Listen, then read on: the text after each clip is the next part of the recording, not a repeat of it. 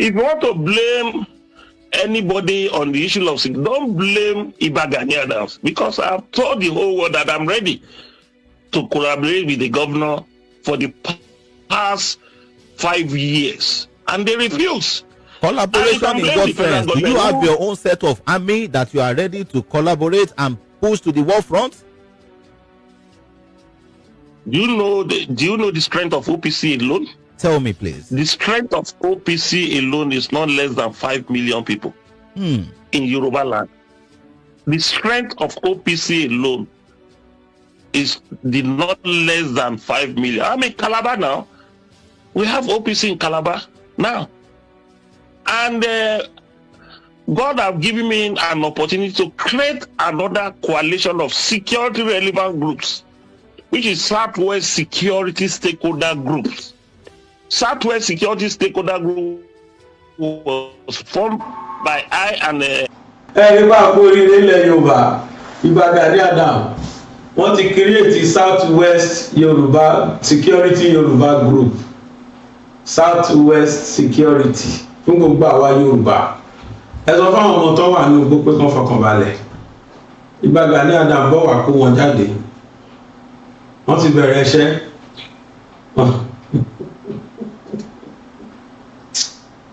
Ṣẹ̀rí ìlú ààrẹ ìlú Yorùbá yìí a ní problem o. Kí ni problem yẹn? Problem ìjà ìlara ó wà fáwa Yorùbá náà, ó wà fún wa. Ẹ káàárọ̀, ẹ káàsán, ẹ kúrọ̀lẹ́, ẹ káalẹ́, ẹ kú dédé àsìkò yẹ sí kú bójú ọjọ́ tìrí ọ̀rọ̀ tó lọ́lẹ̀ ń wò yìí ẹ̀rí kan pa mí ni. Ẹ jẹ́ máa sọ fẹ́ ìtẹ́kọ́ wò wá tẹ́jẹ́ gbà àkọ́kọ́ rí tẹ́ máa rí wa. À jẹ́ Gbàgede Mọ̀ BGI TV lórí YouTube tẹ́tí wò wá yìí. Ẹ máa subscribe channel wa tẹ́yìn ò bá tí ì bá wa tẹ́bi tán kọ́ subscribe sí. Wá sí lórí Facebook lẹ́tí wò wá. Ẹ máa bá mi tẹ́bi tán kọ́ follow sí kẹ́ follow wa. À ń gbìyànjú náà lórí TikTok kò kàn dàbí ni dàbí ẹ máa follow wa ń bẹ̀ náà. Ẹni bẹ́ẹ̀ ni mo fi wọlé bó tẹ̀ tí òun kò jẹ́ pé inú ìbànújẹ́ òun náà ní ilẹ̀ Nàìjíríà ṣe wà lọ́ba bà wà nú jẹ́. Kí ló dé tó yà wá Yorùbá? A fẹ́ràn ká máa ṣe ìjà ìlara, ká máa jàjà lára. Kò sẹ́ni tó di ẹnìkan lọ́wọ́ mú. Ojoojúmọ́ dẹ̀ làwọn èèyàn wá ń pariwo náà ń ké wípé ẹ gbà wá o, ogun kó wa o. Láyé àtijọ́ wọ́n lógun òjàjàjà ó jogbo mọ̀ṣọ́ ẹnu nínú fíìmù ẹlẹ́mọ̀ṣọ́ tí Ṣọ̀ún Ògúndọlá orin tó kọ́nú ẹ̀ ó ní àdénú ọkọ̀ á sí ní àdénú ọkọ̀ á sí ní ogun òjàjà kó jogbo mọ̀ṣọ́. Wọ́n lógun òkè kó gbogbo òlù kó Ògbómọ̀ṣọ́. Ó ti dọ̀rọ̀ tán lónìí. Ògbómọ̀ṣọ́ ni wọ́n ti kó àwọn ọmọ. Ògbómọ̀ṣọ́ olónẹ́sì sí Kwara, wọ́n yá gba Kwara wá tí wọ́n wá fi ń dáná yá wọn l'Ógbómọ̀ṣọ́. Ìbà Gani Adams wà láyé ń gbà yẹn o. Kódà kí Sunday Igboho kó tó gba pardon ní Nàìjíríà nígbà tó ṣì wà ní Germany tó ṣì yọ wọlé tó yọ jáde, Ìbà Gani Adams wà láyé. Ó retí káwọn governors kọ́ máa wá ládìí òun, kọ́ máa wá fò lápùfà, kọ́ gbé 20 billion wá. Àṣé Gani ní millions of ọmọ ogun nípamọ́ tán dẹ̀jẹ̀ fún jà tí wọ́n sọ̀rọ̀. Wọ́n ṣẹ̀ wá sọ̀rọ̀ jáde tí mo ṣẹ̀ ń gbọ́ báyìí wípé àwọn ní ọmọ ogun ṣé 5 million kan náà pè tó 5 million.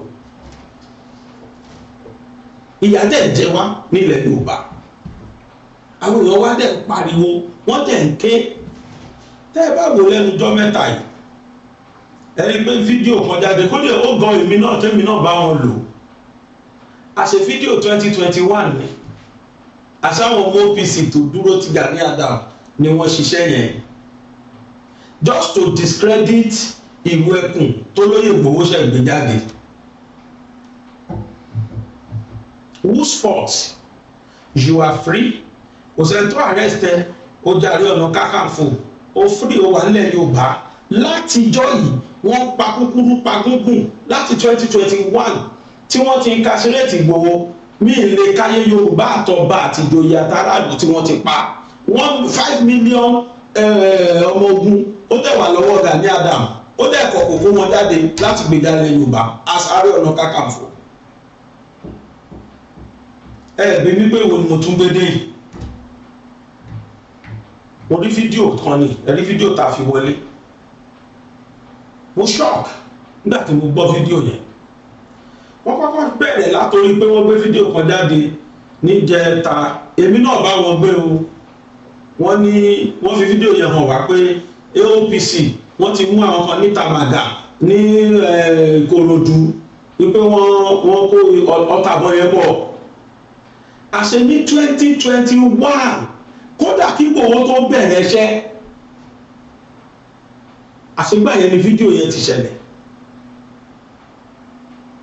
nígbà tọwọ́ sì ká àwọn Fúlàní ẹ̀sìn yẹn ìgbà yẹn làwọn sì ń prepare ni wọ́n sì ń ṣe rìhásà àṣegbà yẹn ni fídíò yẹn àwọn ọmọ OPC wa lọ gbé jáde sí láti fi lè announce coming of Gani Adams mo wà ní ẹni tó ń praise OPC níjọ́ yẹn pé OPC náà ti jí o wọ́n ti bẹ̀rẹ̀ sí ní ṣiṣẹ́ o ọ̀nà àṣerọ́ ni àfipámú la máa rí tọ́lọ́pàá jáde pé òfútù fẹ́ tẹ̀ ní fídíò tẹ̀ wò fídíò 2021 ni o pé kéèsì yẹn wà lórí tébù àwọn mo fọ́ sára ń gbà mo gbọ́ mo fi ṣòfò mo fi para èyí tó wá fà tó fi gbé fídíò rẹ̀ jáde ṣẹ̀ṣẹ̀ wá yé ni nígbà tí mo gbọ́ interview tí Ìbà Gani ṣe. mo ti sọ fáwọn Southwest governors àwọn ni wọ́n dá mi lóhùn ẹ fi mí joyè ẹ fún mi níṣẹ́ ṣe ẹ fi mí joyè ẹ rán mi iṣẹ́ ẹ gbà mí láyè mo ní 1 million ọmọ ogun mo ní wọn tí wọ́n stand by ẹ gbà mí láyè 5 million ọmọ ogun 5 million 5 gbogbo Fúlàní tó wá dà láwọn ilẹ̀ Yorùbá àdé up to 1 million táwa ló olórí ogun kan tó ló ti di 5 million fighters níbi kan tí gbogbo wọn dẹ̀ wà yàtọ̀ fún ìbọn àwọn kìnnìkan wí tán ní lára gan gẹ́gẹ́ bí OPC member 5 million tí Ìbà Gani dẹ́kọ̀ tí ó sọ̀rọ̀ látijọ́ yìí tí ó dẹ̀ gbé jáde wọ́n wá sọ pé ẹ wá jẹ́ kí gbogbo àwọn èèyàn máa pè mí lọ́lẹ̀ ẹ jẹ́ kí gbogbo àwọn èèyàn máa pè mí lọ́lẹ̀ ṣálágbára ní ìsà látijọ́ tí ń pa kúkúrú pa gbóngbò kí lẹ ṣe sí you see wọ́n ṣe ń bọ̀ wá dá àfáà kan lóhùn tó ṣe fídíò fún Ìgbòho wọ́n sẹ̀dẹ̀ sí mi àwọn èèyàn náà tẹ́ àtàkì mi àwọn Gbàgede sọ̀rọ̀ sílé mi tí mo ṣe ń bọ̀ kódà wọn ni mo fẹ́ sọ lémi tẹ́lẹ̀ bọ̀ ìkọ́jù kan lọ fídíò Ìbà Gani Adams tí mo rí yẹn ó jẹ́ kí n mọ̀ pé Ìgbòho lọ́ta o inú dẹ̀ bí àwọn èèyàn gan fún ìlú ẹkùn kò ìbẹ̀rẹ̀ iṣẹ́ o Yorùbá ti bẹ̀rẹ̀ sí ní dìtẹ̀ kò tí ìbẹ̀rẹ̀ iṣẹ́ o wọ́n ti bẹ̀rẹ̀ sí ní nílẹ̀ wọ́n ṣe nílẹ̀ Jésù kò tí ìbẹ̀rẹ̀ iṣẹ́ o wọ́n ti kásírètì ẹ̀ àìmọye àwọn tó ṣe tí wọ́n lọ lórí social media tó àtàkẹ́ tó bínú pé kí ló dé tí gọ́ọ̀mẹ́ntì máa fún ní certificate tí tó máa fún lápùfà ìyẹn lọ lọ́tọ̀ now is counterpart wẹ́n bí wọ́n bí counterpart tó bá jẹ́ pé kó má sí àjú wọn tí ò ṣe ń wí lẹ́jọ́ tíjà lára ò tán bọ̀rọ̀ ni believe you me kò yẹ kí ilẹ̀ Yorùbá máa kígbe ẹkún ọlọ́wọ́n bá tí combination Ìgbòho pẹ̀lú Baba Gani Adams tí combination wọn bá lọ wọ́ọ̀kì papọ̀ ni ọlọ́wọ́n bá ọ̀ kí ni ìbá ṣẹlẹ̀ ilẹ̀ Yorùbá tó tún wá kó gbogbo àwọn ogun akúrí wọn tó wá ní social media tó wá display agbára irọ́ ni òótọ́ ni àkú mọ̀ eléyàdé káló lé sókè dílẹ̀ tọwọ́ orí social media náà ìyáde jẹ Yorùbá gbogbo ẹ̀yin tẹ́ lé sókè dílẹ̀ ìkan lòun gé bàbá òun gé orí ìwé yẹn wà nílé àwọn báyìí gbogbo agbára yẹn mo lọ gbé sí kò sí harmonization ló fà lọ́wọ́ tá a bá ní platform tó lè bá wa harmonize gbogbo àwọn tó nígbàgbọ́ káwọn ní agbára tó dẹ̀ dá wọn lójú pa tó bá wa harmonize wọn wọ́n ṣe Fúlàní gan ọkọ nídìí kẹ fúnra wọn máa sá lọ naturally kó nílẹ̀ Yorùbá agbára máa defend ara wa o àbúrò mi kan pè mí lẹ́nu ó pè mí ṣàkíyèsí mo wò tọ́ mo ní òótọ́ ni ọmọ yìí sọ ó lẹ́gbọ́n ẹ̀ bá wọn sòdodo ọ̀rọ̀ ó ní kí kálukú kígbe ẹgbà wá o kí ló dé tán lọ hà mára wọn ó ní kálukú lọ ní AK-47 nílé náà ṣé ọgbà tí ọ̀gá DSS ti sọ fún wa ọ̀gá DSS tó ti ó dàgbé tó kò lórí oyè kí tó wà bẹ́ẹ̀ tó bọ́ sí bẹ́ẹ̀ Yorùbá lọ̀gá ẹ̀ bóyá tó dẹ̀ wà bẹ́ẹ̀ náà ló ṣe fídíò yẹn gbà ẹ̀ tó ní tell all Nigerians they should go and harm themselves oníkálukú wa ká lọ harm ara wa oníkálukú lọ gbé oníkálukú lọ rẹ́gísítà bọ́n ta ló fún àwọn Fúlàní ní àṣẹ láti máa gbé AK-47 tó fi ń gbé tí ò dẹ̀ sí tó ṣẹlẹ̀ sí wọn ọlọ́pàá máa rí ọ̀bẹ lọ́wọ́ Fúlàní á máa kọjá lọ láàrin títì wọ́n á ló fi ṣe self defence wọ́n bá rí ọ̀bẹ lọ́wọ́ Yorùbá wọ́n á arrest ẹ̀ unlawful possession of arms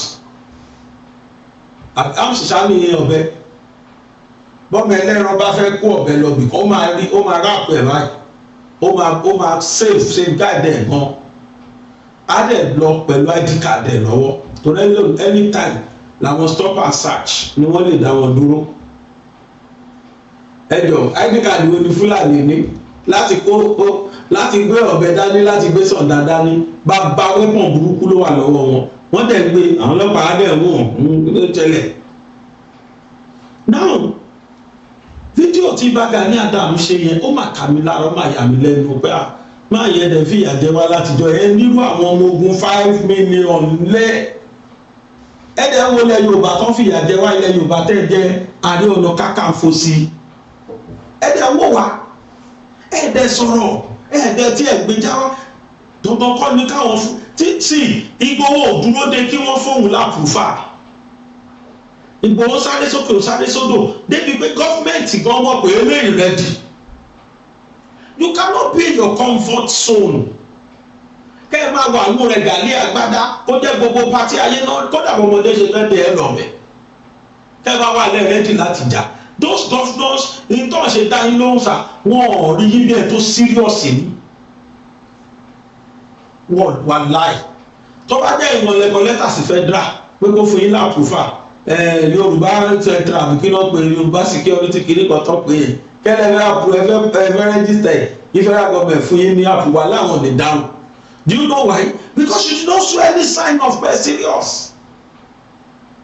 Kẹ́ wọ whitey kọ́ máa clean bí gbọ́ba ló ń bọ̀ kìíní kan dé ebi gbẹgbẹgbẹ àtijọ́kọ̀ mo ní convoy ní Gani Adams ní tẹ́lẹ̀ gan ju army general lọ́wọ́ generalismo tó pè wọ́n army general ilẹ̀ Yorùbá ni wọ́n so yẹ káwọn náà kan máa ṣe irú ẹ̀ kíkì yẹn pọ̀ jù àfi bí pé Ọ̀ọ̀ni ń bọ̀ àfi bí pé Wàdé ń bọ̀ náà pariwo ṣe àwọn ọ̀tẹ́nì ọlọ́pàá wọn security aláṣọ civilian tó kó dání yẹn náà yẹn náà bẹ́ẹ̀ lọ bẹ́ẹ̀ bọ̀ nípa onítọ̀ gbogbo yẹn wà lẹ̀ ẹ wá jẹ́ kó máa gbé ọmọ Yorùbá kó máa pa wá pàkúpà bíbá Gani ẹ ṣe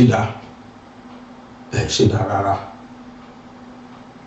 sẹ́yìn èèyàn gbọ́ fídíò yẹn gbọ́ tá a fi wọlé màá ní kàn jẹ́ kí n tó sọ̀rọ̀ jù ẹ jẹ́ ká lọ gbogbo ẹ̀ ká lọ gbọ́ gbogbo fídíò yẹn full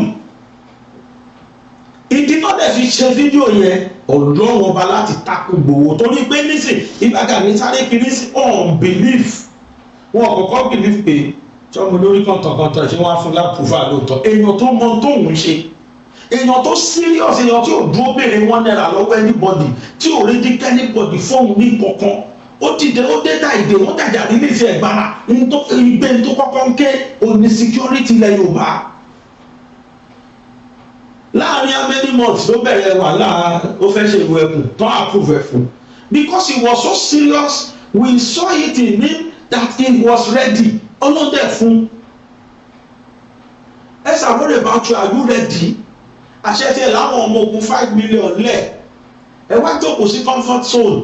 Ẹ wá ń kọ lẹ́tà sáwọn South West governor. They will not answer you because they don't see you as someone that is serious. Ọ̀rọ̀ wa dójú ẹ̀ tán sí. Ẹ wá lẹ́nu ọ̀rọ̀. Ṣé bí mi ti sọ fún wọn? Mi kọ lẹ́tà sí gbogbo àwọn South West governors. Wọ́n dá mi lóhùn. Mo ní kẹsẹkẹsẹ náà rí. Kàṣà ẹ wo fídíò yẹn bá gbé fídíò yẹn sí. If you want to blame anybody on the issue of sick, don't blame Iba Gani Adams, because I've told the whole world that I'm ready to collaborate with the governor for the past 5 years, and they refuse. Collaboration in God friends. Do you have your own set of army that you are ready to collaborate and push to the war front?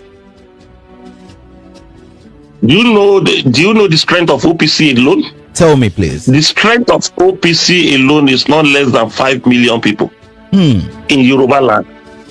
The strength of OPC alone is not less than 5 million. I'm in Calabar now. We have OPC in Calabar now. And God have given me an opportunity to create another coalition of security relevant groups, which is Southwest Security Stakeholder Groups. Southwest Security Stakeholder Group was formed by I and late Jimoh Aliu. That was about 6 years ago after I became Ààrẹ Ọ̀nà Kakanfò. We have four different Agbekoya group in that South SSSG. We have the hunters in that Southwest Security Stakeholder Groups. We have a vigilante, about 3 different vigilante groups who are split to different factions. They are there. So we have the women, we have 14 different groups, 13 different groups, including Odua People's Congress. You can see that structure. With the structure, we can go with nothing less than 6 to 7 million people. And they have, some of them have structures. Even they don't have structure like OPC, they have structures in some community in Yoruba land. So with the advantage, I'm not saying I want to collaborate with the governor with only OPC. I'm collaborating with them with Southwest Security Stakeholder Group that can reduce the insecurity we're having in Yoruba land. It's not only the governor they are embarrassing me. They are embarrassing the throne of Ààrẹ Ọ̀nà Kakanfò. And then talking of social angle, where we have some people that say, is it only social function Ààrẹ should be attending? If you don't go war, you have to go to officer mess as a military. If you don't go to war, if you don't go and fight criminal, have your leisure time to relax. If you don't have leisure time to relax, you will become a vagabond in the society. Because if you are being hardened to criminal every time, that even though you are in the operation of attacking criminals, attacking them, you are seeing hard things, you will not be liberal in your approach, even in your home and the organization you are leading. And moreover, people will want Ààrẹ to grace their occasion because of that, the prominency and importance of that road. People will send an invitation, Ààrẹ. People will even come in large number and plead to you, come and grace our occasion. 30 minutes. We are talking of Ààrẹ Ọ̀nà Kakanfò of Yoruba land. Which some people call generalissimo. Important position that shared with you if you manage that position very well. People would like to see you as a guest of honor of different places. And for you to have more influence, to be more accepted, you have to dance to the wish of the people. If you don't dance to the wish of them, they won't accept you as a leader. They want you to sit with them and honor and give them the honor. They want you to interact with them. They want you to talk to them with wisdom. And some people do not have opportunity to meet you, to come to your house. Some of them look for a way to meet you in a function so that they can interact with you and know the kind of person, the level of intelligence you have to lead them in terms of defense. So when you are talking of ceremonial, people can perceive the throne as ceremonial because the leaders, the political establishment, did not give the instruction. Empire hotel, government wà lórí oyè. Ẹ ti fún mi nípò, ẹ fún mi níṣẹ́. Ẹ dẹ̀ fẹ́ káwọn ọmọ aráàlú máa pè mí lọ́lẹ̀. Ẹni tẹ́ ẹ fún nípò tẹ́ fún níṣẹ́. Òun la fi rí pé èèyàn ọmọ yìí tẹ́ bá lè máa fi ràn wọ́n ládùúgbò ẹ máa ṣe. Àwọn tó nílùú tó láṣẹ ìlú ò tí ì pè wá. Ó bá àwọn gómìnà bí wọ́n bá fọwọ́sowọ́pọ̀ pẹ̀lú yín tí ń jẹ́ ètò ààbò tó gbára nálẹ̀ tó ṣe wípé. Mo fún wọn lóṣù mẹ́fà. Ẹlẹ́ẹ̀ fún ọ lóṣù mẹ́fà ń jọ náà lọ́hùn. Mo fún ọ lóṣù mẹ́fà, mo ní kán bá lè fọwọ́ sí i. Okay. Ní ọ̀rọ̀ tó jẹ́ security threat àdóhùn gbàgbé. Ẹ sọ mbẹ. Ṣé mo pe afọ́jú tó fẹ́ sọ̀kò bí òkò yẹn ò bá sí lọ́wọ́ ẹ̀ ó wà lábẹ́ ẹsẹ̀ ẹ̀. Kábíyèsí Olódùmarè. Mo mọ̀ ọ̀nà tí mo fẹ́ gbà. Ṣùgbọ́n àbí àwọn gómìnà kan má jẹ́ kí òṣèlú kó bà nǹkan jẹ́. Okay. Òṣèlú kó má bà nǹkan jẹ́. Ó jẹ́ kí ẹni tó ń bá máa lò pọ́n lò ó. Ipò tí mo wà yìí o, ìdẹ̀ tó wà ń pò yìí o, mo ti kọjá ẹni ká máa bẹ̀bẹ̀ káàkiri ní gbogbo ìgbà. Mo fẹ́ ràn ìlú lọ́wọ́ ni. Ẹ lọ wo fíìmù Ààrẹ Ọ̀nà Kakanfò àti ọ̀rọ̀ Báṣọ̀run. Báṣọ̀run bá òun á ń bẹ̀bẹ̀ o tó bá tásìkò láláàfin máa pè pé ààrẹ ogun ti yá o. Ààrẹ ogun ti yá o. Tẹ́ bá rí ààrẹ tó bá lọ ń jagun kéékèèké bóyá wọn ti dúró kò sóúnjẹ lágbàlá mọ́ ni o. Wọ́n máa ń pe ààrẹ pé ogun ti yá o, lọ múra ogun o. Bẹ́ẹ̀ náà bí Ọ̀yọ́ Empire hotel sí ń sìn gọ́ọ̀mẹ̀ntì wà lórí oyè. Ẹ ti fún mi nípò, ẹ fún mi níṣẹ́. Ẹ dẹ̀ fẹ́ káwọn ọmọ aráàlú máa pè mí lọ́lẹ̀. Ẹni tẹ́ ẹ fún nípò tẹ́ fún níṣẹ́. Òun la fi rí pé èèyàn ọmọ yìí tẹ́ bá lè máa fi ràn wọ́n ládùúgbò ẹ máa ṣe. Àwọn tó nílùú tó láṣẹ ìlú ò tí ì pè wá. Báláṣẹ ìlú ò bá dẹ̀ pè ẹ́ sọ̀rọ̀ tó bá dá sí wàá fún àbùkù ni. Ọ̀jẹ̀ bíbọ̀ ń bẹ̀ ni. As the Ààrẹ Ọ̀nà Kakanfò, how would you assess the gravity of the current security situation in the Southwest? It's rather unfortunate that we met ourselves in this stage. The level of security threat is becoming alarming. In the history of Yoruba land, we haven't been in this worst stage of security threat. When I became Ààrẹ Ọ̀nà Kakanfò in 2018, the first thing I done by then was to write letters to the Southwest governors. Within 3 months of my installation, that there's need for us to have a Southwest Security Summit or conference. It took 1.5 years before the governor agreed to hold the conference. The conference was held in Ibadan with all governors in the conference and about 29 men of committee was set up, and that was what gave back to Amotekun you are seeing in 5 states of the Southwest.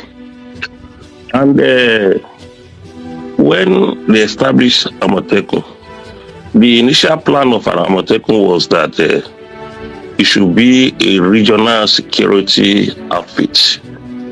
But unfortunately, some politicians in Yoruba land and the general of Buhari-led government said they want the regional structures, that each state should go and legislate its own state Amotekun.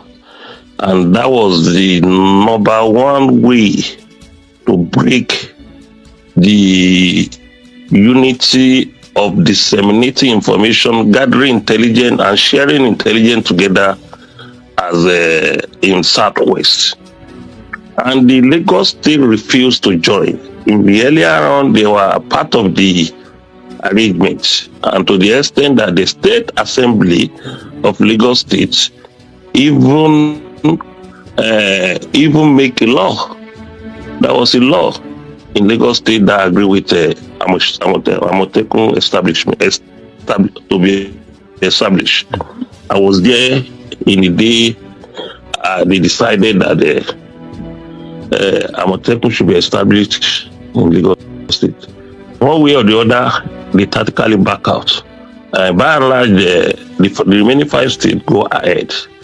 And one of the reasons that the issue of security threat reduced in Oyo State is because of the Amotekun that was established, Oyo State and Ondo State, that was established by the governor, Seyi Makinde. Because before I became Are, I continuous raising an alarm that the bandit, the so-called bandits, which we're supposed to be calling terrorists, have infiltrated Okeogun and part of Ibarapa. People did not take me serious. That was around 2016. I got the intelligence report that they have infiltrated Okeogun and Ibarapa. To the extent the police deny it many times, until when this issue arises, that we started witnessing many killings, kidnapping in Okeogun and Ibarapa axis. And I thought there was a time I raised an alarm about Ondo State and Ekiti State, that these people have infiltrated the 2 states. People did not take me serious. That was the time I become Areno Kakanfo of Yoruba land. So the remaining state too, that was a time, anything that want to happen, I always privy to the information. Because even before I became Areno Kakanfo, people know my relevances about the issue of security issue in Yoruba land through Odua People's Congress. So, and after establishment of Amotekun, I now realize that we need to do more to make sure we breeze up from the wave that was coming from northeast, northwest, and north central. I suggest again that we should have a backup to Amotekun, that I have a group of 14 different private security relevance group that can back up the state governors on the issue of security, even on the level of the local governments. I wrote a letter to the Southwest governor that there is need for us to have a collaboration, even beyond Amotekun, because I realized that the state government cannot recruit more than 2,000 people, apart from Oyo State, try to recruit more than 2,000 people for the corps of the Amotekun corps in their own state. But the remaining 4 states, the recruitment is not even up to 1,000 people for the job because of the salary and other expenses that incur. So I now suggested that we can organize another voluntary organizations that will liaise with the local government. I wrote a letter 3 times to the Southwest governor. He did not reply, and I have in the media about this issue that I say need for collaboration. The heat that is coming, the wave that is coming, is going beyond the Amotekun that was established in the Southwest, because the federal government did not allow Amotekun to carry sophisticated arms like AK-47 to match up with these people that is coming with a different sophisticated arm, even to the extent of rocket launchers and a submachine gun. So with our local intelligent people, they can back up the Nigerian police, DSS, Amotekun, to make sure we match them with what we have. But maybe because of political reason, they haven't responded to these issues. Apart from even Amotekun, before the establishment of Amotekun, my group always contributes to the issue of security in Southwest, in various streets, various communities. Even your state, in the earlier times of their recruitment, the people that was recruited to Amotekun in the first recruitment before it's now turned to political, about 50 to 60% of them are Amotekun. In those states, they were just going to city. They were asked, are you OPC? And somebody who is not OPC, we just join them without even asking the leaders of that organization. So the members of OPC in Ondo State was less, and other state. It got to a state that our governor now saw it as a political compensation to their followers, and that was what whittled down the power and the activeness of Amotekun in some states, because the recruitment now become political. Not as if that there's somebody who can do this job,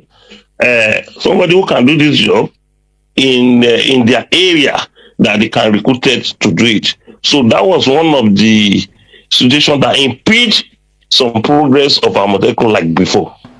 Chego Gawa, Chego Odindi generalismo wale Yoruba. You are in your comfort zone.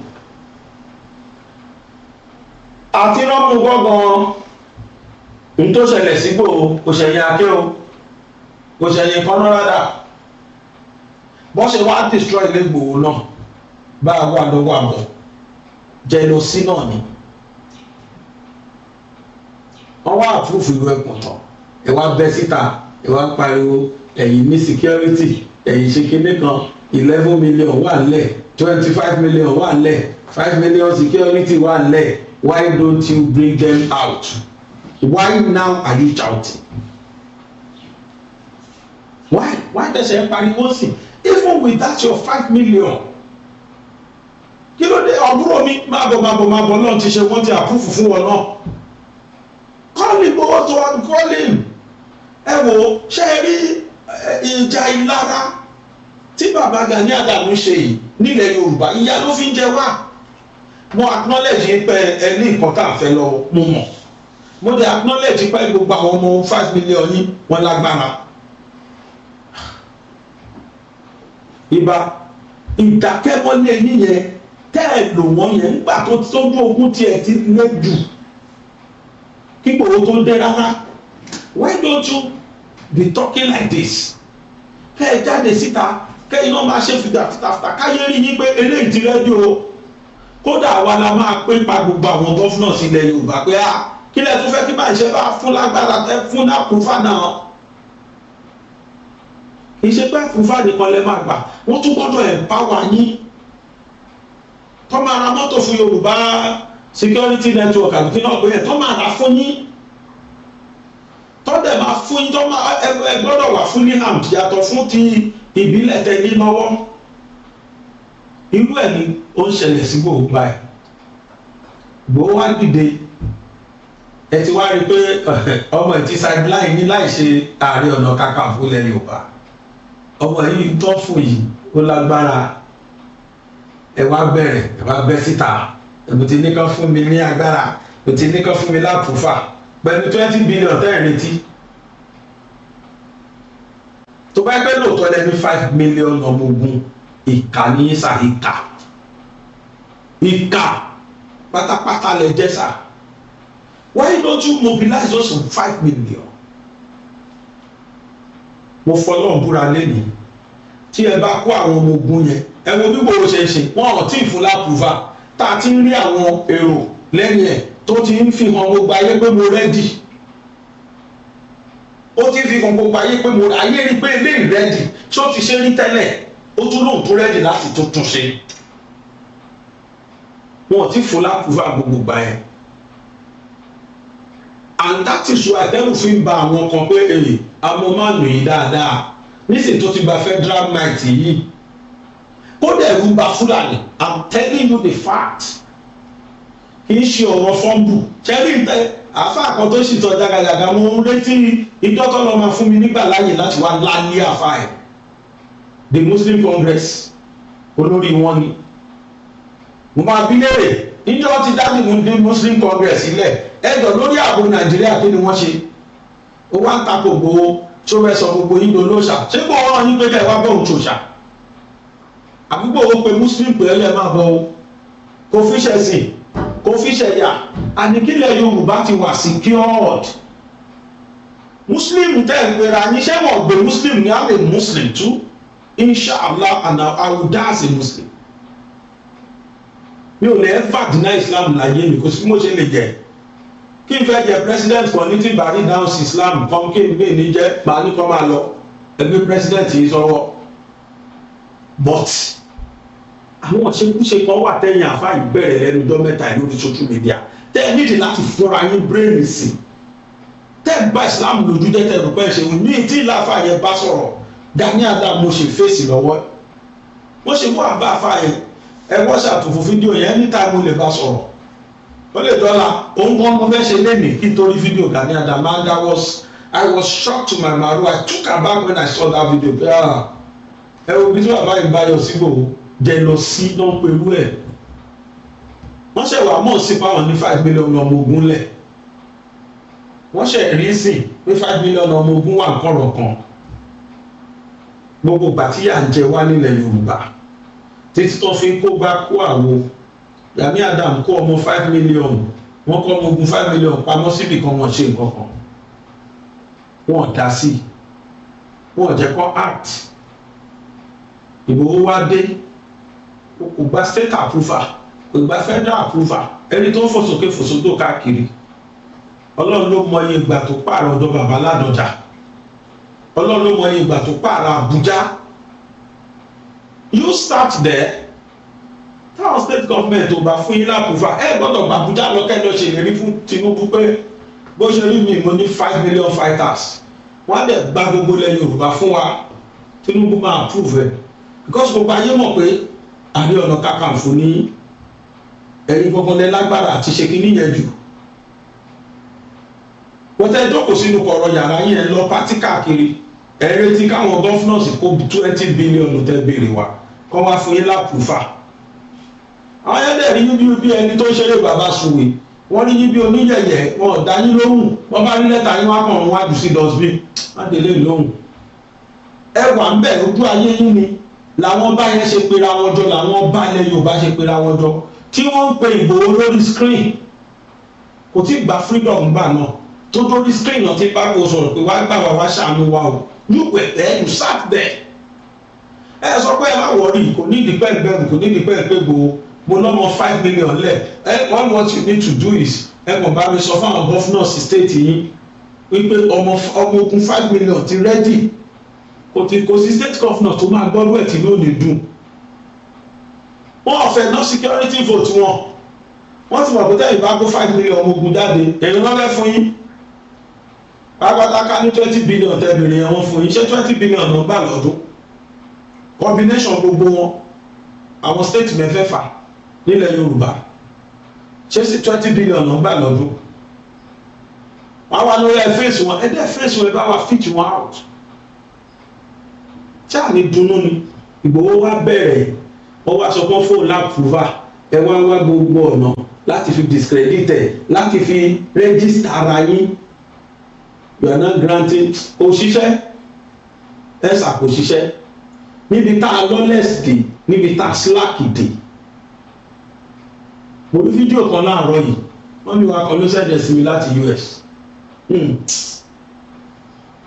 àfi kí ṣe rí èmi fẹ́ máa dùn mọ́ mi tó bá jẹ́ lóòótọ́ ní Gani Adams ní 5 million ọmọ ogun ọlọ́run ló máa dùn tó bá jẹ́ pé wọ́n lè jọ ṣiṣẹ́ papọ̀ inú mi gbádùn lọ́tọ̀ ọlọ́run ọba tó bá jẹ́ lóòótọ́ ní bàbá Adams ní 5 million ọmọ ogun tí Ìgbòho náà dẹ̀ bẹ̀rẹ̀ tiẹ̀ ta ló sọ pé àní nísìnyí ilẹ̀ Yorùbá ẹ jẹ́ kí Ìgbòho Ogun State, Oyo State, Lagos State, Osun State, Ekiti State, Ondo State, then part of Kogi part of Kwara gbogbo ibi tí ilẹ̀ Yorùbá wà tó ti ń dá wà láàmúlẹ̀ àbí ẹ jẹ́ kí Ìgbòho kó sáìdì tó máa kó kí OPC náà kó sáìdì tó máa kó gbọ́mọ fọ́yàn bọ́yọ̀ fọmọ ṣe bí kọ́mọ ti mú yàn ní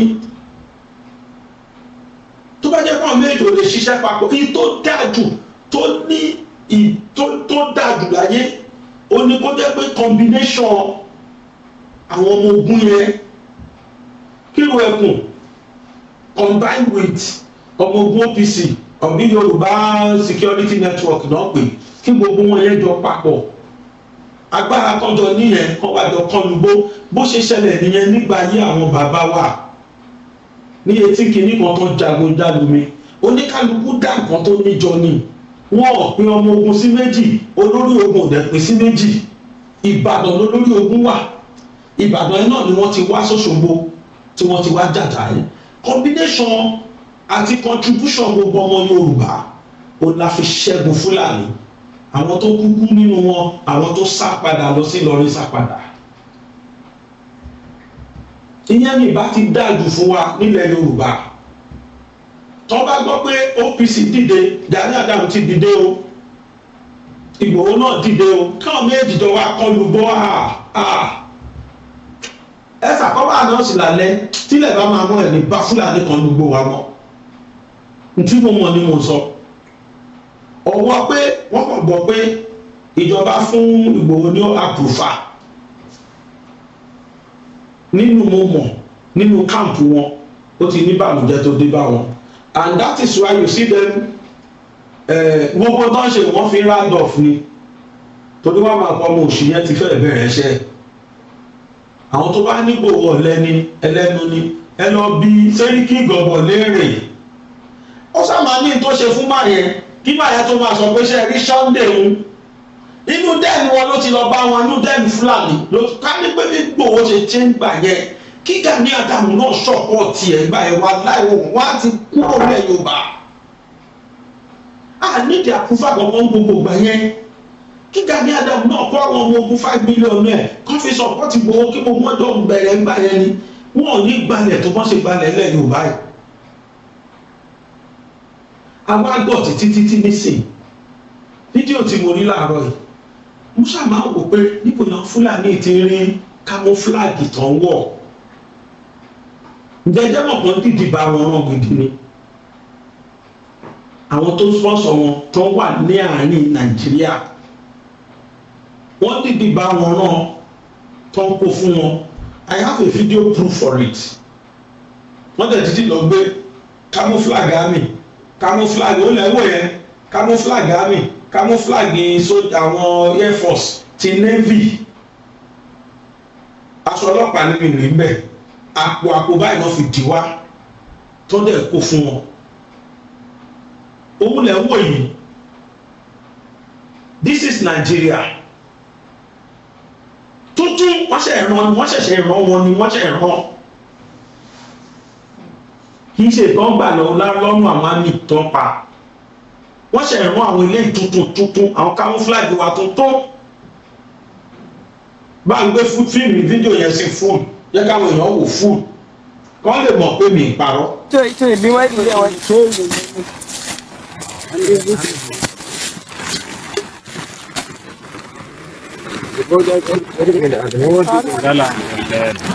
ita da cap ya bodi di gala da leda hani rara na di leda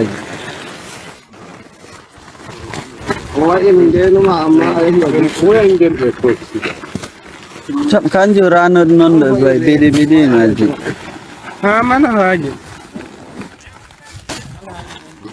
no ba na ara go da fitu de ya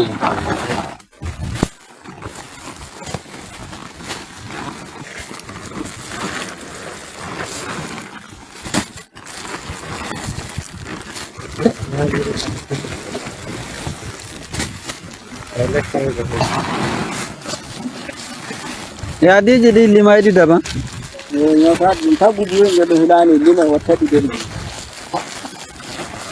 mal ila ko bu hey Iya sih, na di sini. Ha, yanayi dai ka ke duwai ne.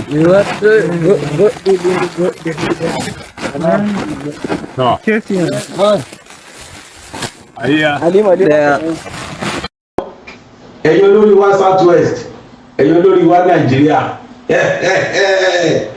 rí báyìí. Àwọn tí wọ́n gbé ní oríire nígbà tí wọ́n interview bàbá, tí wọ́n interview ṣe bá rántí, bàbá yẹn lóhùn rí wọn tí wọ́n wọṣọ àmì, báwọn tí ẹ̀rù páwọn lálejò ní. Nígbà táyì gbogbo wọn tó wọṣọ àmì, lè tètè fúra náà, ó lè wò yìí o, joint task force láàrin Fúlàní, JTF Fúlàní lẹ́wọ̀ yìí, bẹ́ẹ̀ táwọn kan ní wọ́n ń rán àwọn aṣọ ìfún wọn tuntun. Ṣé kò lọ́wọ́ lóṣèlú nú? Ṣé kò tí tòṣèlú? Ṣóṣèlú kan náà fi ń ṣe? Ṣé òṣèlú kan ni wọ́n fi lè ṣe? Ìbáwọn kan ni wọ́n rán yúnífọ́ọ̀mù tán kó fún wọn yìí. Yúnífọ́ọ̀mù tí ò tí tó àwọn àmì wá wọ̀, tí ò tí tó Air Force wá wọ̀, tí ò tí tó Navy wá wọ̀. Look at it. Camouflage náà wọ́n fún wọn fún títí náà fìlà. Tuntun nínú nylon. Tí ẹ nylon. Tẹ́nìkan ò tí fọrùn kan rí. Náà kó fún Fúlàní. Èmi kàn kúrúdù náà lẹ́ni o, bí brọ́dà mi kan ṣe sọ. Ó ní kò solution ju kápín lọ. Kọ́ ní kálukú má free láti wọ tẹ́rítírì ara ẹ̀ mọ́. Kò wá dá kádẹ́yìn alágbára méjì báyẹn lọ́wọ́. Kẹ́nìkan máa ṣọ̀tẹ̀ èmi jù wọ́ bo jù mí. Lẹ́fítò Ìgbòho, ẹni báwọn lè mú wa sentimental, but lẹ́fítò Ìgbòho mo mọ̀ pé inú ẹ̀ máa dùn pa tí Gani Adams bá rẹ́dì pé káwọn jọ ṣiṣẹ́ papọ̀. Inú ẹ̀ máa dùn gidi. In tó wà lẹ́nu Ìgbòho ni kí lẹ́nu bá free. In tó wà lẹ́nu Gani Adams ni báwo ló ṣe fẹ́ mẹ́kọ̀ọ́ owó. Ìgbòho ló wò béèrè $1 lọ́wọ́ anybody. In tó wá òní ká máa pa ìtàn lọ́la pé òun wà ní àwọn tó ṣẹ́gun fúnlẹ̀ Yorùbá. Bọ́n ṣe ń polówó, bọ́n ṣe ń pàtàn Obele, mo bí inú àtàwọn tó kù tí wọ́n jagun jálumi fún wa tọ́lẹ̀ ṣẹ́gun.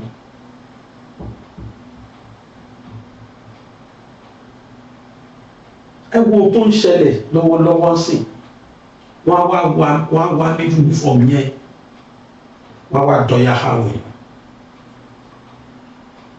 Ká continue bẹ́ẹ̀. Ká continue bẹ́ẹ̀. Nigeria is bleeding seriously, serious bleeding. Kí ni ṣe bleeding kékeré? Wọ́n rọ yín ní Yorùbá Gani Adams, ẹ stop politics. Ẹ má fi security ilẹ̀ Yorùbá play politics. Jealousy ò lè gbé yín débi kíbi.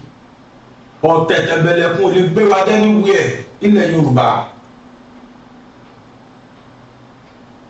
Tó bá jẹ́ pé lóòótọ́ lẹ rẹ́dì láti gbèjà wa nílẹ̀ Yorùbá, I am too sure níbi tọ́rọ̀ dé yìí kò sí South West governor kankan tí ó ní rẹ́dì.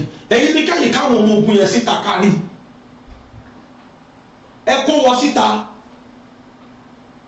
Ẹ jẹ́ káyé rí bẹ́ẹ̀ serious kọ́ wọ yúnífọ̀mù wọn ẹ̀ báyìí. Yorùbá security kìíní yín tẹ̀lé dálẹ̀.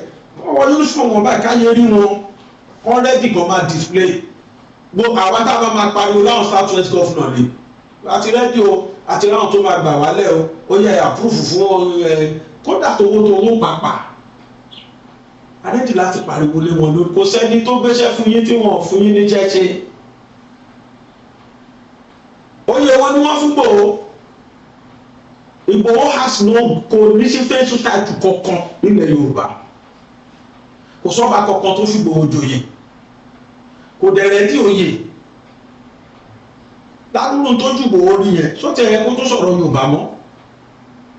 Bọ́tẹ́ tó bá ní nǹkan ṣe tá a pè dá sọ̀rọ̀, irú ẹni bí òṣòro mọ̀. Ìgbòho àpèdá sọ̀rọ̀ ni, ó ní nǹkan ṣe ni, ó rẹ́dì láti ṣe nǹkan ni. Ó dé tàìdé kò sinmi. Báwo ló ṣe máa approve ìlú ẹkùn ni? Inú ẹ̀ ṣe bẹ́ẹ̀, they will approve it for you. Nígbà ẹ̀ tí bẹ̀rẹ̀ ṣe inú mi ti ń Ọlọ́run bẹ̀rẹ̀ àníyàn mi Ọlọ́run. Inú mi ti ń dùn pé solution ti ń wà. irú yìí ò gbọdọ̀ dìde pẹ̀lú àwọn odindi 5 million àwọn gidi kan kó àwọn ajẹgúnjẹran ẹ wo bọ́n ṣe lọ bá wa mú wákìlì káwá nínú àwọn 5 million èèyàn bẹ́yẹn tí wọ́n wọnú gbó lọ mú wákìlì wá káwá nínú wọn 5 million tẹ́ ẹ kó pamọ́ síbi kankan kó wọn jáde onídàá fún yàrá ya fúlàní wọ́n sáré ẹsẹ̀ wọn máa kọ̀ wọ́n pàkọ́ ni ẹ mọ̀ tó fojú wákìlì nìkan tó rí mú abẹ́tí gbàgbé ní 2021 tó wò papò tó wò gbọ̀n bí ẹranko tí pápẹ́ múnú oko àwọn OPC ló lọ mú wá kẹwàá nínú wọn yẹn 5 million bí kan kíyà dẹ̀ máa jẹ ọmọ Yorùbá kẹ́dẹ̀ máa wò ẹ kó wọn jáde ẹ jẹ́ káyé rí wọn náà bóyá wà ní pariwo láwọn gọ́fúnọ̀sì wa lórí pé káwọn náà fún yín lápúfọ́ àìfún ìwé ní gọ́fúnà lórí tí pírẹsidẹ́ntì bá ti fún yín lápúfọ́ sí tán wọ́n torí pé tẹ̀ òṣèlú tẹ̀yìn náà ń ṣe pẹ̀lú tẹ̀ sọ pírẹsidẹ́ntì dọ̀tá yín àwọn gbogbo tó tẹ̀ sí mẹ́jọ àtúnṣe lẹ́sàlẹ̀ kòkò ẹ fi Ìgbòho lọ́rùn lẹ́ o Ìgbòho lọ́rùn yàn lọ́wọ́lọ́wọ́ yìí tá à ń rí ṣùgbọ́n nú mi ìbá máa dùn o tó bá jẹ́ pé combination yẹn àti Ìgbòho kó lọ work kí synergy yẹn work Yorùbá ìbá máa yá wa o ìrìn àjò yẹn á yá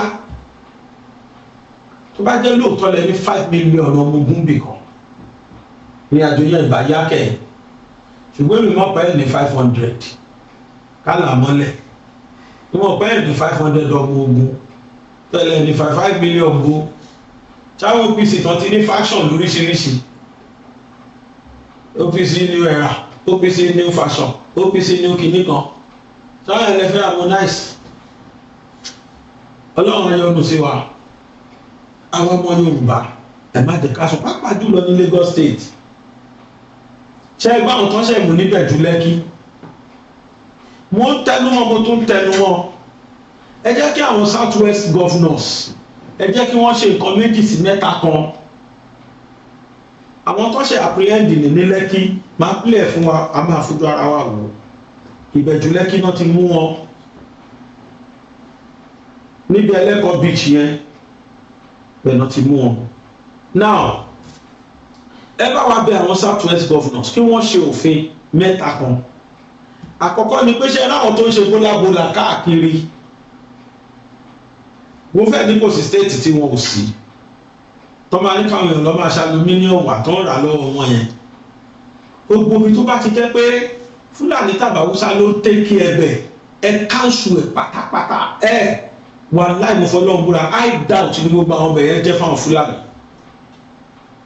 fáwọn àwọn ẹ̀tìmẹ̀ apaniwọn yẹn I doubt wọn níbẹ̀ tẹ́ bá dé ti Láfẹnwá l'Ábẹ́òkúta níbi ojú rin train níbi railway station ẹ̀rí wọn tó dìdí kọ̀lé ńlá báyìí ìrúwọ̀ ògìrìwà ló ń wọbẹ̀ ló súnbẹ̀ ló ṣe tó wọ̀n torí pé wọ́n jọ ọmọ ìyá wọn ní expose wọn láíláí very good hideout place ló jẹ́ fún Fúlàní wọ́n ní stand bíi 50 káàkiri Ògùn state káwọn South West governors wa kí wọ́n ṣòfin kan káńsù àwọn kìíní lóòótọ́ àwọn kan fi ń ṣe ọrọ̀ ajé kọ́ jẹ́ kí Yorùbá nìkan máa operate kìíní yẹn if you say I am sentimental ó tẹ́mi lọ́rùn mo gbà it is for our security sake ìtà kí wọ́n káṣù kìíní yẹn in totality kíjọba take over business yẹn kọ́ dá center lẹ̀ ó possible if I were to be a governor that's all I'm going to do màá káṣù gbogbo kìíní yẹn ní state mi màá wá dá wọn ọ̀nà mẹ́rin náà gbogbo state sí màá wá dá wọn center sílẹ̀ lọ́nà mẹ́rin tẹ́ bá ní scrap ẹ lọ́ máa tà síbẹ̀ gọ́fìmẹ̀ntì ló máa take care tẹ́ bá ní scrap ẹ lọ́ máa tà síbẹ̀ and I will liaise with Abúlé Mekos gbogbo Abúlé Mekos gbogbo mechanic villages tó wà ní local state I will liaise with them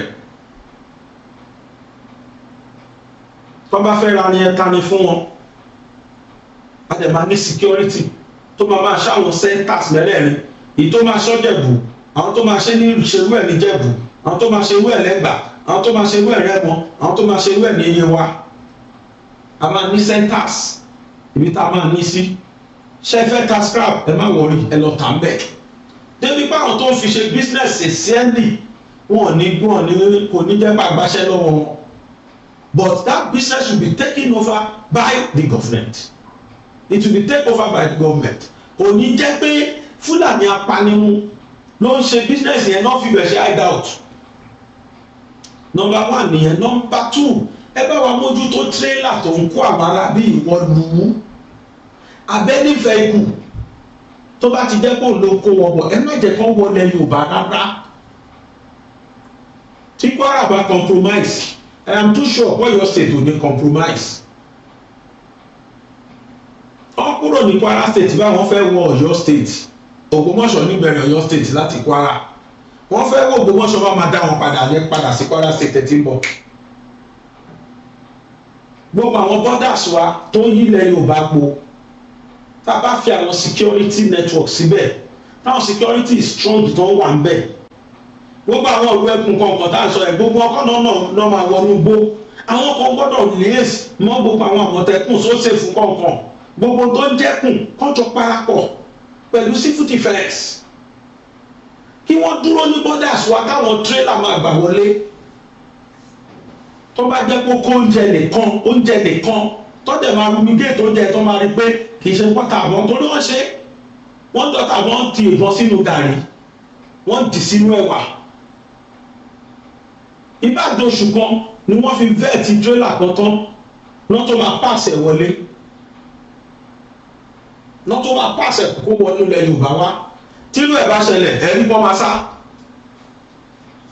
Fúlàní adẹ́dínkù yàtọ̀ fún ìtọ́fẹ́ lọ ṣe gbogbo wa káàkiri bọ́n ṣe mú wọn lọ́jọ́ wa pọ̀ sí o.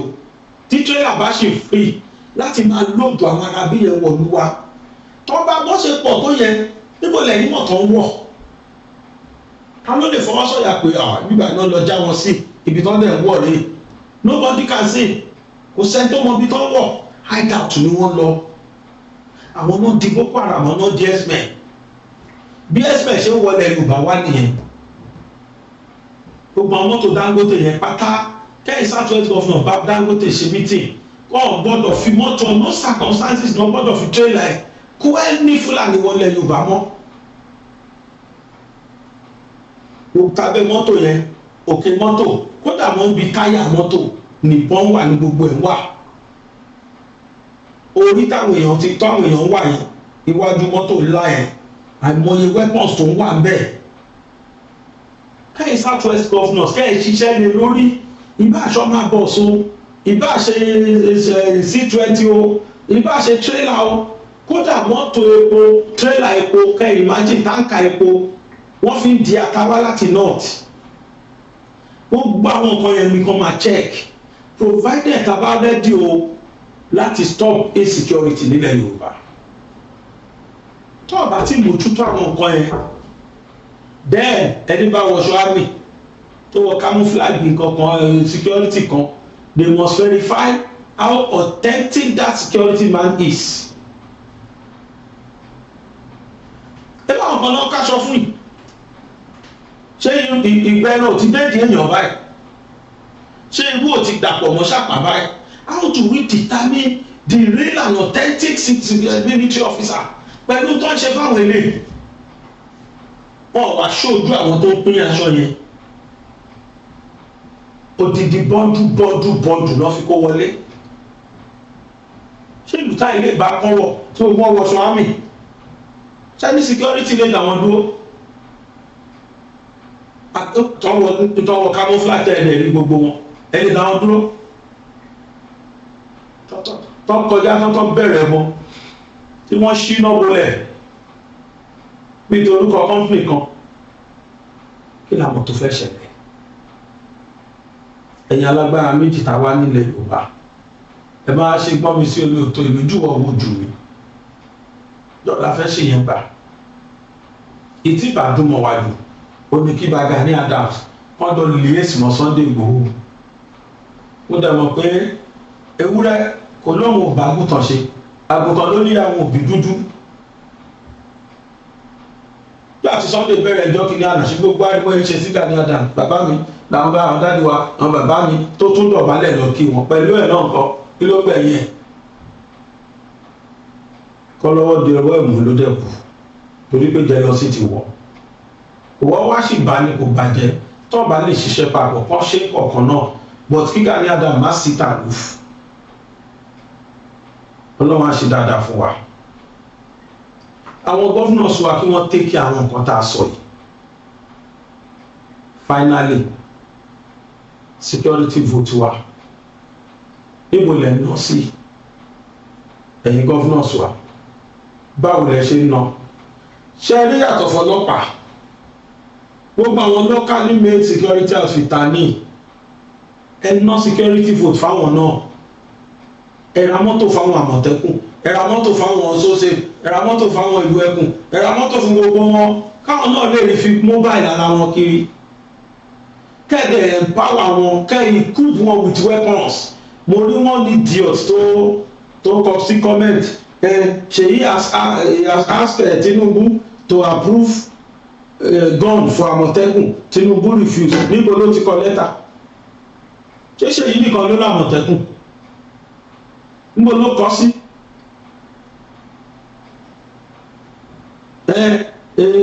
everybody has called for community police Tinubu refuse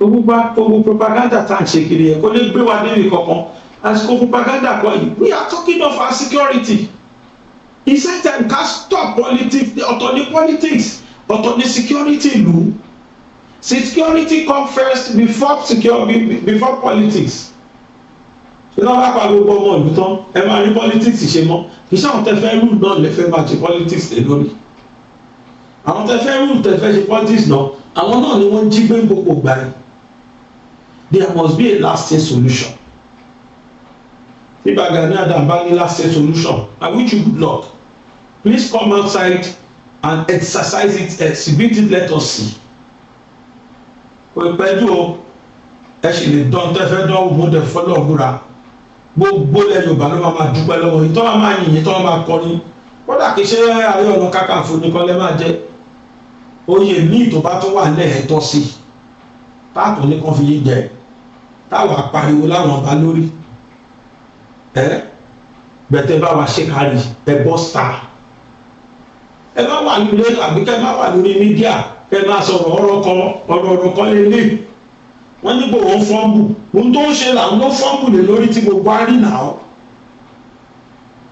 yes it has to fumble because he's doing it man mẹ́wàá sọ òyìnbó he got to fumble man he's doing it man and you are seeing it man so he has reasons to fumble man ẹ bá sọ fún ibà káwọn náà kọ́ lè fọ́n lè fọ́nbù káwọn náà ṣe kárí lọ́wọ́n á ṣe dáadáa fún wa níyànjẹ́ lọ́ka ṣe gbogbo ẹni tí àjọ ṣe tèmi gbogbo yìí la dúpẹ́ lọ́wọ́ ẹ̀ pẹ̀lú ògbó ọlọ́run wọn kú ní jíwa gbé mọ́ pẹ̀lú ògbó ọlọ́run wọ́n ṣe rálì lánàá gbàgbára bá ṣe ká tó wà ní kọ́ ṣó díẹ̀ fún wa ló rálì àná bọ́ mo kàn rẹ́rìn-ín because ọ̀pọ̀lọpọ̀ tí sọ́dọ̀ òṣèlú a ní kẹ́ ẹ ṣe rálì kẹ́ ẹ báwọn governors wa sọ̀rọ̀ kọ́ lọ release àwọn ọmọ wa kọ́ lẹ̀ secure wa ẹ pariwo Tinubu olè Tinubu must go we are insane in this country totally insane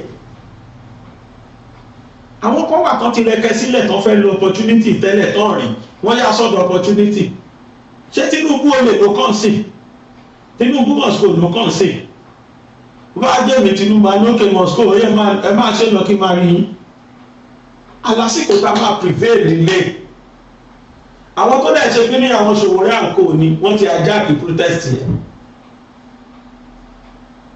wọ́n ti ajáàkì protest yẹn protest yẹn kẹ́ ẹ lọ straight to what you want ẹ sọ́dọ̀ òṣèlú Tinubu olè Tinubu must go Tinubu ló jí wọn gbé ẹ ṣe pè fún mi náà ọba ẹ ṣe pè fún rẹ ní òmù kiri o people don't want to hear the truth and we have to understand one thing pé olóṣèlú ló ń ṣe tó ń ṣẹlẹ̀ yìí they are using it for campaign wọ́n fẹ́ gbogbo èèyàn hate Tinubu dáadáa kẹ́ wá gbé not sellable candidate kẹ́ gbé wá fún wa ohun tó ń ṣe yìí náà nìyẹn ó ṣàfẹ́ di president at all cost ẹ ṣe kárí o ọlọ́run á jẹ́ ìdí o gbogbo ẹni bá gbà kò ti president gbogbo ilẹ̀ máa wọlé papọ̀ lẹ́ẹ̀kan náà àmì ẹ̀dà àwa máa ní SLNC 1 SLNC 2 SLNC 3 bá ṣe máa ní ìyẹn ní 2027 ẹ ṣàmì orí yìí ti gbálẹ̀ láyọ̀ o. Gbàgede Ìmọ̀ TV, Gbàgede Ìmọ̀ TV, ọgbọ́n bẹ, òye bẹ, dánilẹ́kọ̀ọ́ lóríṣiríṣi ní Gbàgede Ìmọ̀ TV. Ẹ máa wò, ẹ máa bọ̀.